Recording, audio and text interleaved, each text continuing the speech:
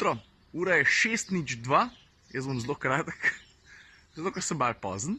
Zelo na hitro moramo v Portorož, zato ker je BMW za nas pripravil ene vrste Experience Day, kjer avti bojo, en bo zelo glasen, en pa ne bo to glasen. Gremo. Aj pa še ena stvar, preden grem. Se komu že kdaj tole zgodil? Otroci, krede, stena. Portorož, ščije. Come on, man. Pazi, to zbirko, a? To se pravi, če jaz zdaj vse skupaj prav razumem, pa vidim, tole, kar vidiš za mano, je i8 Roadster, veš, piše Roadster, sem pa kaj pa še kakšen BMW M5. Jaz mislim, da bo to dosti zanimiv dan. Je pa res, da je tudi dež, kar pomeni, da bo sam še bolj zanimiv. Me ne moti kaj dosti. Vi ste tudi prva skupina, ki bo preizkusila te čudovite avtomobile na tem delu Evrope. Kaj se gremo peljati? Ko smo rekli najprej Ritka pa nokce, jaz pa Grega, Ciolo Avtomoto se bom skupaj vzeli, dobili smo ene bele kapce. Lušten sam, jaz bom kar pri svoji Datsun ostal. A prav? Ciril komotor. Če bi enkišnega packa starodon. Da so prvič pelo, ne? To so hotel res. Ok, za začetek sem šel jaz za volan, načeloma ne pričakujem kakšnih velikih sprememb v primerjavi s kupejem. Dober, avto je prenovljen, znotraj je malo bolj fin. Opazam pa takoj eno stvar, baterija je večja, kar pomeni, da je električen doseg večji v tem trenutku. Mislim, da vozim že kakšen kilometer, 2, mogoče še več, 3, 4, pa mi še vedno piše električnega dosega 33 km, to je pa to za zdaj. Ne bom pa metval, bom vozil, pa bo še pa Grega za volan, pa sem pa je zravno sedel, sem pa malo razgovoril. Kako zgleda, kad take kadre snemaš? Na dežju stojiš, pa čakaš, da prije mim. Dosti je, ne rabaš več!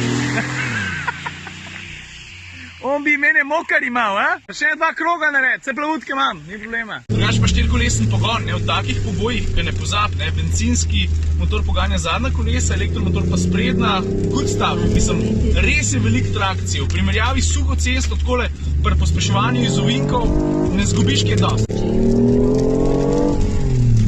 Kaj, gospa? Aha, ker opa, gospa. Evo, off-road Z8.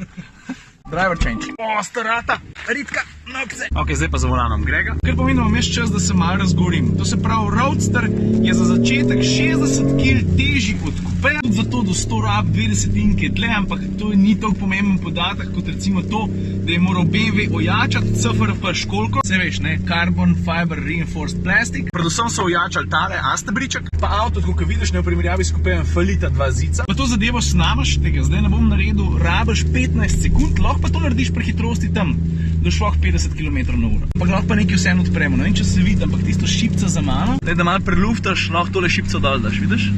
A moram reči, da avto tako da zveni kar dobro zgleda. Pozor, cona za pešce.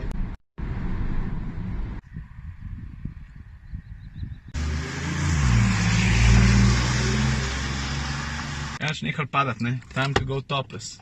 Je to Grega. To je šipca. Zdaj pa, jaz pa Grega dirkava, kdo prej najde gumb. I feel so stupid. 6, 7, 8, 9. A niso rekli 15? No, tako lepo pa zgleda, brez strehe. Kar v redu, a ne? A veš kva? Spoznavam čistelne nove place, kraje pa ceste. Tukaj na Primorskem, pa moram reči, da mi je zelo všeč. No, vem, zakaj se avtomobilski proizvajalci večkrat odločijo, da bi tukaj naredili prezentacijo. Res. Tle dol mi dva nova šla. Po mojem ni najbolj pameten, no. No, tako pokosiljali smo, zdaj so pa tele na vrst. M5. Jaz sem zbral tega, srebrna barva, črne feltne. Pa kva, svetlo rjava notranjost? Ne, oranžna, nekaj tazga.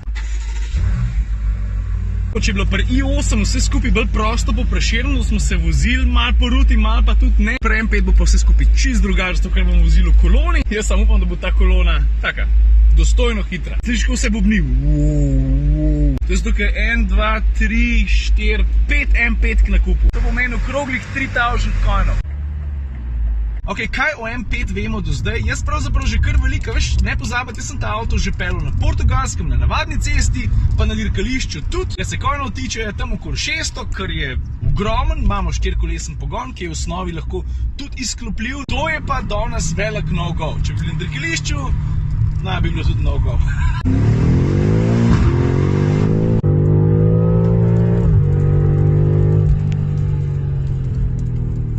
Dobro gre.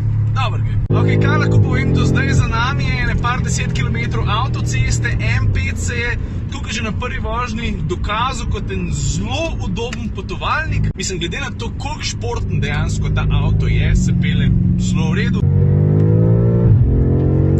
Kar se pa samih ovinkov tiče, na navadni cesti priti na rob ali pa čez rob zmogljivosti takšnega avtomobila je znotraj zakonitih voznih dejanj praktično nemogoče. Ne samo, da ima 4-kolesen pogon, toliko ogromnega oprijema, mislim, cel avto je, kar se zmogljivosti tiče, nadstandarden, to je najmanj, kar lahko rečem. Pravzaprav me bolj mika, da bi ga spet peljal na kakšnem dirkališču, ne. Tam ti vidiš to bit športnega avtomobila, kar ne bi M5 bil, tako pravi pri BMW-ju.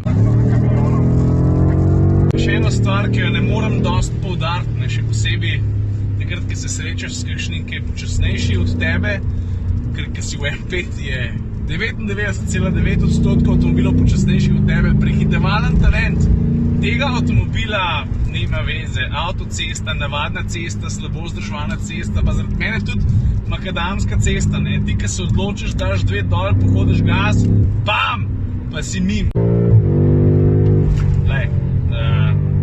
Vse boš, da ne povem. Malo me kaka tiši.